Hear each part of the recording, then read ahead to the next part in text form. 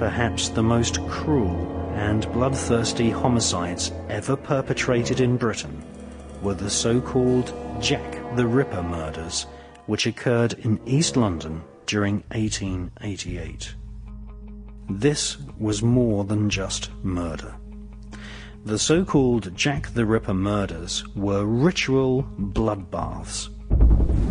The victims were slaughtered according to the oaths of loyalty sworn by members of the Masonic religion. Now, for the first time on film, we can reveal the truth about Jack the Ripper. Diaries written by Inspector Aberline of Scotland Yard at the time of the Ripper murders have been held in safekeeping by Joseph Sickert, whose father was an artist who gave art lessons to Prince Albert Victor, the heir to the throne of the British Empire in the 19th century. Prince Albert Victor was known as Prince Eddie. He was the son of Queen Alexandra and the grandson of Queen Victoria.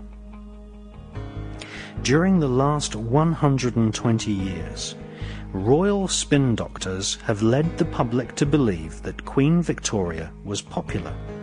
She was not. Often hissed in public, Queen Victoria was a German, and so was her husband. They were great supporters and patrons of World International Freemasonry. Queen Victoria's son became King Edward VII. He was King of the United Kingdom of Great Britain and Ireland, King of the Commonwealth realms, and the Emperor of India. He was the first British monarch to carry the name of Saxe-Coburg-Gotha onto the throne. Edward VII was part of the Germanic royal dynasty which had sponsored the writing career of Adam Weishaupt, a Jesuit who had formed the Bavarian Illuminati in the 1770s.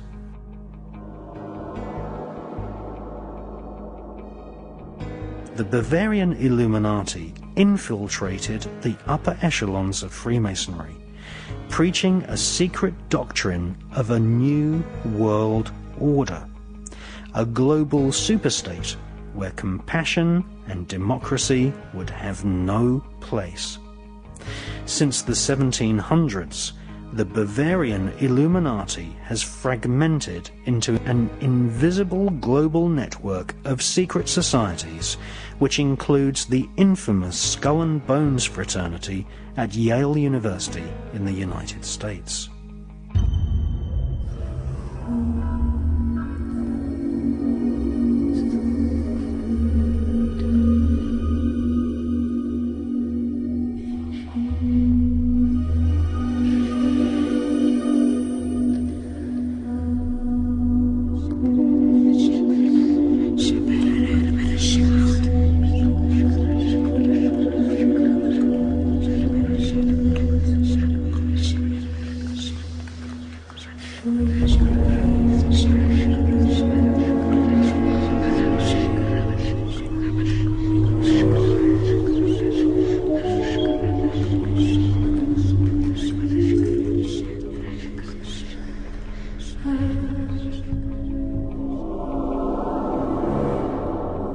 Adam Weishaupt's doctrine of a new world order was laid out in 3 books which he wrote in the later years of his life.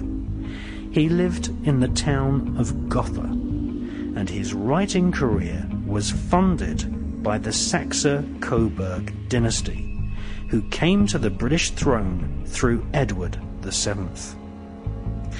Edward VII was installed as Grand Master of British Freemasonry in 1875. He regularly appeared in public wearing the ceremonial uniform of a Masonic Grand Master. Like his Saxe-Coburg grandparents, King Edward VII was one of the biggest financial contributors to the Illuminati version of Freemasonry. He was crowned in 1901.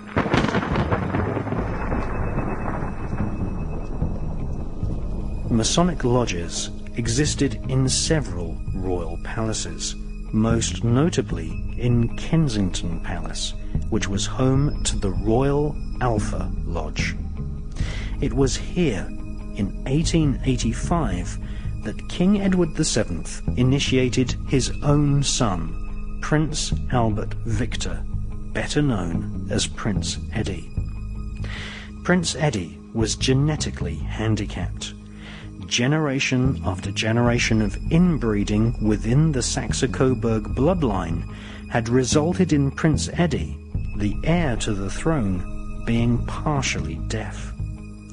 With typical cruelty, most of the royal family had no time for a partially deaf person, and Eddie's brother was groomed instead to take the throne after Edward VII died. Along with the great and the good of Victorian and Edwardian society, Prince Eddie spent much of his time enjoying himself at the taxpayers' expense in various brothels. Prince Eddie was a regular visitor of a homosexual paedophile brothel in Cleveland Street, London. Aleister Crowley, who claims to have been a member of the 1591 Studholme Masonic Lodge and also a visitor to the Royal Alpha Lodge at Kensington Palace, was in possession of love letters between Prince Eddie and a young boy at the brothel. This was a potential scandal for the heir to the throne, but the aristocracy supported the idea of paedophilia at the time.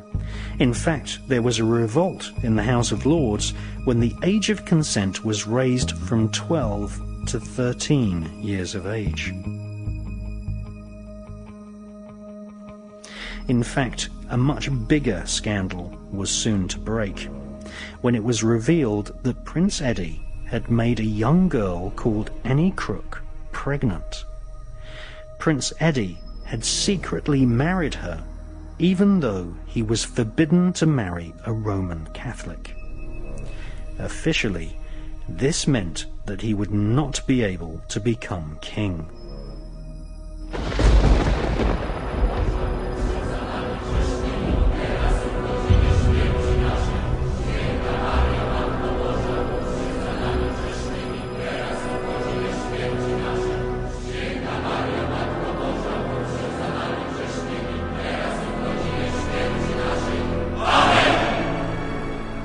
In 1884, the Pope had condemned the satanic nature of Freemasonry, and the royal political elite split into two factions, one Catholic and anti-Masonic, and the other Protestant, fiercely guarding the real power behind the throne, which was World International Freemasonry. Prince Eddie had secretly married a Catholic, and that was a form of treason. It infuriated powerful Freemasons. Mixed with a potent dash of royal paedophilia and Aleister Crowley's collection of homosexual love letters between the prince and a young boy, the British establishment was facing perhaps the biggest scandal ever to have rocked the monarchy. They decided to do what the monarchy has always done: stage a massive cover-up operation.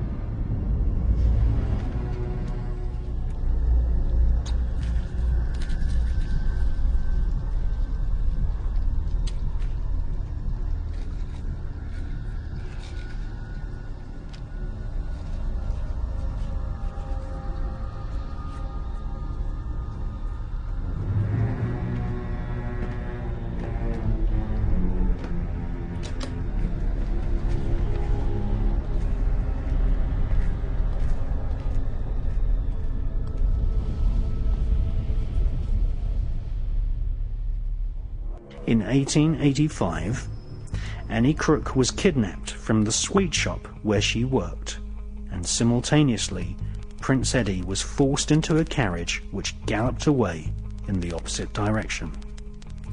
It was the last the young newlywed couple ever saw of each other. Prince Eddie was taken back to Buckingham Palace and strictly forbidden to leave the premises. Annie Crook was illegally incarcerated at Guy's Hospital, where one of Queen Victoria's doctors, the wicked Sir William Gull, picked some of her brain out with tweezers, turning her into a mentally retarded, pathetic shadow of her former self. However, Annie Crook had told several friends about her marriage to the young prince. Annie had just given birth to a baby, a bastard heir to the British throne. Dr. William Gull kept Annie Crook imprisoned for 156 days in Guy's Hospital, and then sent her and her baby to workhouses where they were used as slave labour. One of Annie's friends, a young girl called Mary Kelly, worked part-time as a prostitute at Whitechapel in East London. Mary Kelly and a group of her friends decided to write a blackmail letter demanding money from the royal family. The year was 1888. The Hermetic Order of the Golden Dawn had been formed the same year. Freemasons marched in full ceremonial regalia in public. The Bavarian Illuminati had splintered into a secret society inside another secret society. All the thrones of Europe were occupied by royal Masons. What Mary Kelly and her group of friends had not counted on is that not only were they trying to blackmail royal Masons, they were blackmailing psychopathic crowned killers who would prefer to kill rather than give over a single penny of their wealth. The occult powers behind the throne convened a special meeting at the Royal Alpha Lodge in Kensington Palace. This elite group of Masons called themselves Princes of the Blood Royal. And they decided to form a ruthless hunting party which would hunt down and ritually murder Mary Kelly and her friends, thus putting an end to the blackmail attempt. Sir Charles Warren, a senior Freemason and head of the Metropolitan Police, provided intelligence on the whereabouts of Mary Kelly and her female friends. Sir William Gull prepared grapes injected with opium and alcohol, which would be offered to the girls.